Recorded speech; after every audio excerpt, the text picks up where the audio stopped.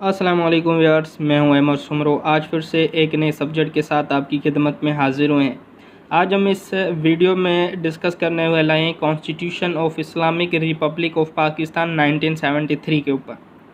तो ये हमारी लेक्चर सीरीज़ नंबर 1 है कॉन्स्टिट्यूशन के ऊपर, जिसमें हम ओवरव्यू लेंगे कॉन्स्टिट्यूशन का। जस्ट कॉन्स्टिट्यूशन का ओवरव्यू लेंगे कि कॉन्स्टिट्यूशन में कौन कौन सी चीज़ें हैं, कौन सी नहीं हैं, और थोड़ा ओवरव्यू लेंगे जैसे कि आपका कॉन्सेप्ट क्लियर हो जाए कि कॉन्स्टिट्यूशन होता क्या। जस्ट इंट्रोडक्टरी पार्ट है हमारा, इसमें हम डिस्कस करेंगे। तो सबसे पहले आते हैं व्हाट इज़ कॉन्स्टिट्यूशन के कॉन्स्टिट्यूशन क्या है।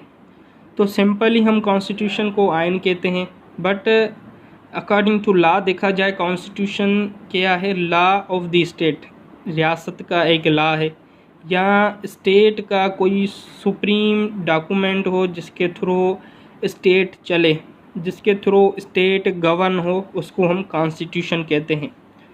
तो ये बात याद रखना कि हर स्टेट का अपना अपना कॉन्स्टिट्यूशन होता है, अपना अपना सुप्रीम लॉ होता है जिसके थ्रू वो अपनी स्टेट को गवर्न करते हैं। तो कॉन्स्टिट्यूशन में होता क्या है? कॉन्स्टिट्यूशन में कुछ रूल्स होते हैं, कुछ रेगुलेशंस होती हैं जिसके थ्रू स्टेट और पॉलिटिकल ऑर्गेनाइजेशंस अपना काम करती हैं, अपने मकसद पे काम करती हैं, चलती हैं। और कॉन्स्टिट्यूशन हमें ये भी बताता है कि गवर्नमेंट की कितनी ब्रांचेज़ हैं और उन ब्रांचेज़ के कौन कौन से काम हैं और वो अपने काम कैसे परफॉर्म करेगी। और कॉन्स्टिट्यूशन ये भी डिस्कस करता है कि राइट्स ऑफ सिटीज़न, जो सिटीज़न के फंडामेंटल राइट्स हैं, वो भी कॉन्स्टिट्यूशन में डिस्कस किए जाते हैं। तो जैसे ही हम डिटेल में कॉन्स्टिट्यूशन को पढ़ेंगे तो आपको और ज़्यादा कॉन्सेप्ट क्लियर हो जाएगा कि कॉन्स्टिट्यूशन में क्या क्या चीज़ें इंक्लूड की गई हैं। तो बेसिकली ये जस्ट एक सिंपल कॉन्सेप्ट था कॉन्स्टिट्यूशन के ऊपर। अब आते हैं टर्म इस्लामिक के ऊपर। जो कॉन्स्टिट्यूशन में वर्ड इस्लामिक यूज़ हुआ है उसको हम डिस्कस करते हैं। तो सिंपली जो वर्ड इस्लामिक है वो इंट्रोड्यूस किया गया था ऑब्जेक्टिव रेजोल्यूशन 1949 में। ठीक है, जब पाकिस्तान का पहला कॉन्स्टिट्यूशन बना था 1956 में, तो जो वर्ड इस्लामिक है वो उस कॉन्स्टिट्यूशन में ऐड किया गया था, क्योंकि इस जो पाकिस्तान है वो एक इस्लामिक ममालिक है, इस्लामिक मुल्क है, जिस इस वजह से जो 1956 जो पाकिस्तान का पहला कॉन्स्टिट्यूशन था उसमें इस्लामिक वर्ड ऐड किया गया था। जो वर्ड इस्लामिक है वो कॉन्स्टिट्यूशन में एक पेक्यूलर कैरेक्टरिस्टिक शो करता है कि एक खसूसी कैरेक्टर शो करता है इस्लामिक के। ये जो पाकिस्तान है एक इस्लामिक कंट्री है। और फर्दर ये भी कहा गया था कि जो लीगल फ्रेमवर्क है, अगर कोई भी लॉज बनेंगे वो इस्लाम की इंजेक्शंस के ऊपर मद्देनज़र रख के फिर बनाए जाएंगे। इस्लाम की कोई भी इंजेक्शन को रिपग्नेंट नहीं किया जाएगा, वायोलेट नहीं किया जाएगा। और फर्दर इस्लामिक के ऊपर ये भी कहा गया था कि एक लीगल ऑर्डर बनाया जाए, कुछ ऐसे कवानीन बनाए जाए जिससे जो शख्स हैं, पीपल्स हैं पाकिस्तान के, वो अपनी ज़िंदगी सुन्ना एंड कुरान के मुताबिक गुजारें। तो इसीलिए वर्ड इस्लामिक को इस्तेमाल किया गया है, यूज़ किया गया है कॉन्स्टिट्यूशन में। तो बेसिकली ये था लिटिल बिट कॉन्सेप्ट इस्लामिक के ऊपर के कॉन्स्टिट्यूशन में इस्लामिक वर्ड क्यों यूज़ हुआ है। अब आते हैं टर्म रिपब्लिक के ऊपर। जो कॉन्स्टिट्यूशन में वर्ड रिपब्लिक यूज़ हुआ है वो क्यों हुआ है?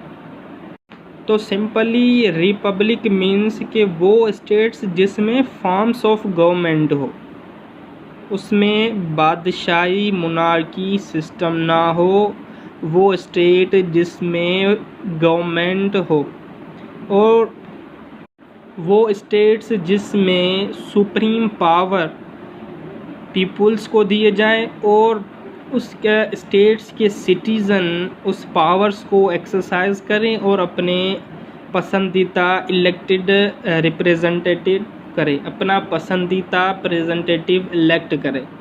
तो ये कॉन्सेप्ट था रिपब्लिक का कि ऐसी स्टेट जिसमें फॉर्म ऑफ गवर्नमेंट हो और वो स्टेट्स जिसमें सुप्रीम पावर्स पीपुल्स को दिए जाएं, सिटीज़न को दिए जाएं और वो उस पावर को एक्सरसाइज करे, उस पावर्स को एक्सरसाइज करे और उसके थ्रू इलेक्टेड रिप्रेजेंटेटिव अपनी पसंद का रिप्रेजेंटेटिव मुनक्किब करे जो आगे आपके हुकूक के लिए, आपके एरिया के लिए बात करे।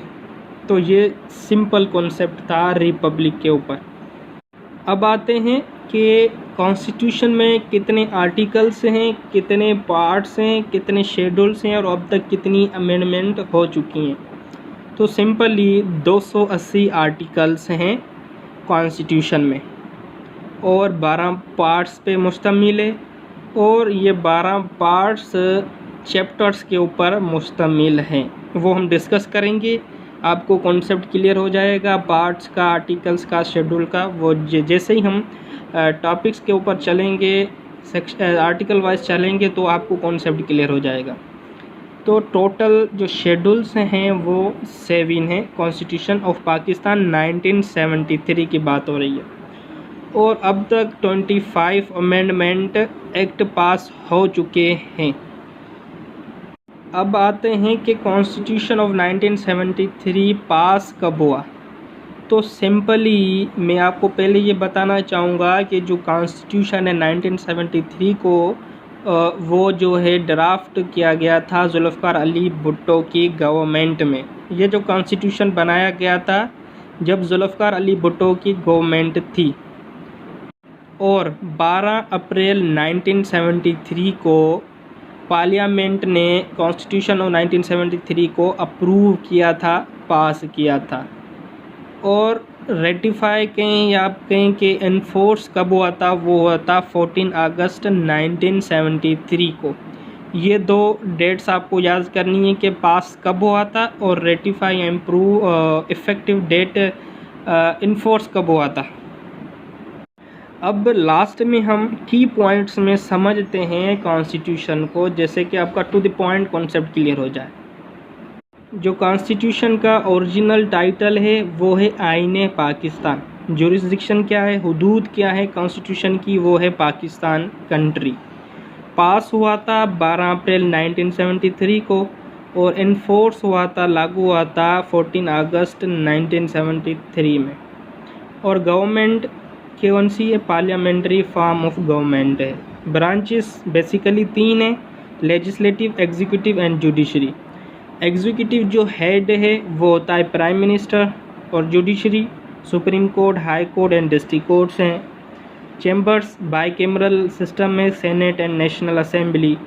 इलेक्टोरियल कॉलेज, जी हाँ बिल्कुल इलेक्टोरियल कॉलेज भी है क्योंकि प्रेसिडेंशियल इलेक्शन के लिए वो बनाया गया। ये हम आगे इंशाल्लाह वीडियोस में डिस्कस करेंगे तो आपको ज़्यादा कॉन्सेप्ट क्लियर हो जाएगा इसके ऊपर। तो बेसिकली ये था हमारा little bit brief detail on the constitution. तो इंशाल्लाह उम्मीद करता हूँ कि आपको पसंद आई होगी। इंशाल्लाह मिलते हैं नेक्स्ट लेक्चर में, जब तक के लिए अल्लाह हाफिज़।